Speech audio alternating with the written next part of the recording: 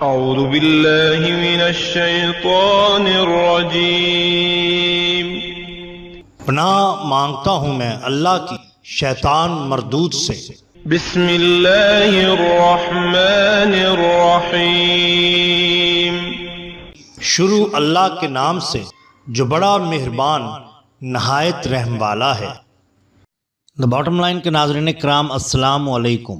محترم ناظرین، ہم اپنی آج کی ویڈیو میں حضرت ابو علی شاہ قلندر رحمۃ اللہ علیہ خطرناک شیروں کے نرغے میں کیسے گئے اور پھر کیسے انہوں نے آپ کی اطاعت کی، اس کا ایمان فروز قصہ آپ کے سامنے پیش کریں گے۔ ناظرین، کبیر الاولیاء حضرت شیخ جلال الدین محمود پانی پتی، جو بعد میں حضرت خواجہ شمس الدین ترک پانی پتی کے مرید ہوئے، وہ حضرت ابو علی قلندر ہی کے ارشاد پر ان کے مرید ہوئے تھے۔ سیر الاکتاب میں ہے کہ کم سنی میں ایک دفعہ شیخ جلال پانی پتی گھوڑے پر سوار حضرت ابو علی قلندر رحمۃ اللہ علیہ کے سامنے سے گزرے۔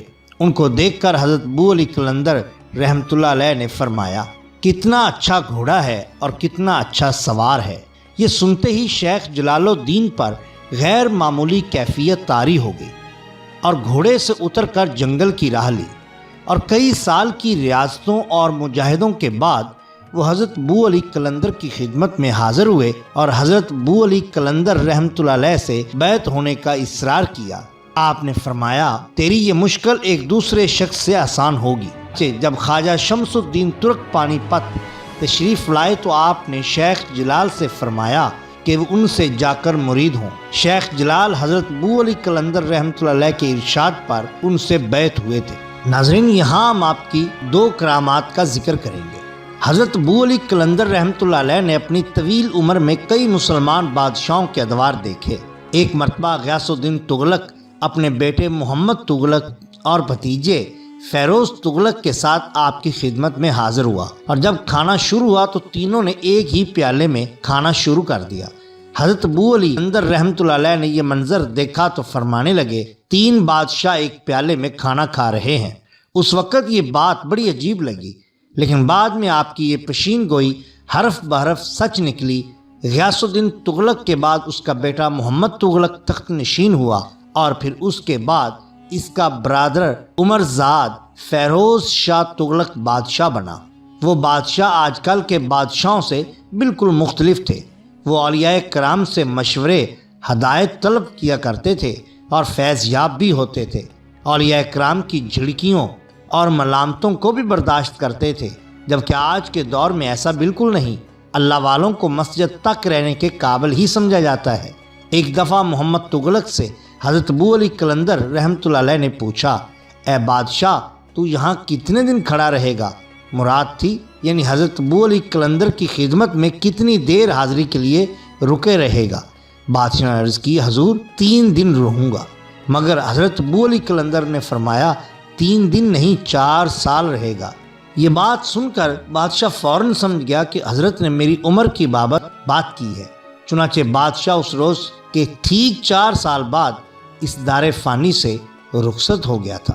حضرت شیخ جلال الدین حضرت شیخ ابو علی شاہ قلندر کی ملاقات کو ایک بار آئے تو انہوں نے راستے میں ایک خوفناک شیر کو دیکھا اور کہا، اے شیر، یہ عاشقان الہی کا مقام ہے، یہاں تیرا کیا کام؟ شیر یہ سن کر حضرت ابو علی شاہ قلندر کے حجرے کی طرف روانہ ہوا۔ شیخ جلال الدین بھی شیر کے پیچھے پیچھے حضرت کے حجرے کی جانب بڑھ گئے۔ آگے جا کر کیا دیکھتے ہیں کہ 4 اور شیر بھی حضرت کے حجرے کی طرف جا رہے ہیں۔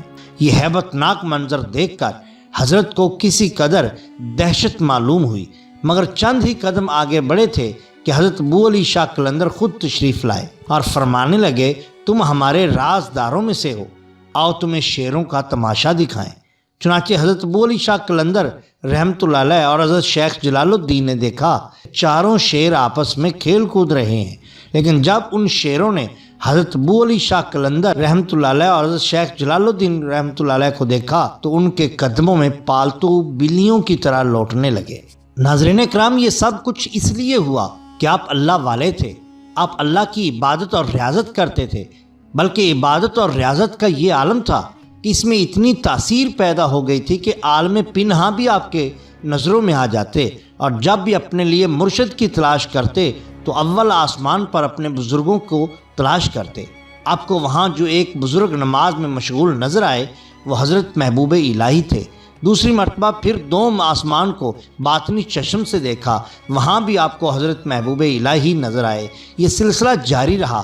تیسرے دن تیسرے آسمان پر، چوتھے دن چوتھے آسمان پر، اعلیٰ حاضر قیاس کے 7ویں دن 7ویں آسمان پر حضرت محبوب الہی کو نماز میں مشغول پایا تو حضرت ابو علی قلندر رحمۃ اللہ علیہ ان کے مرتبہ و مقام پر حیرت زدہ رہ گئے۔ حضرت ابو علی قلندر رحمۃ اللہ علیہ نے 50,000 تاریک پردوں کے بعد 20,000 نورانی پردوں کی منازل طے کر لی۔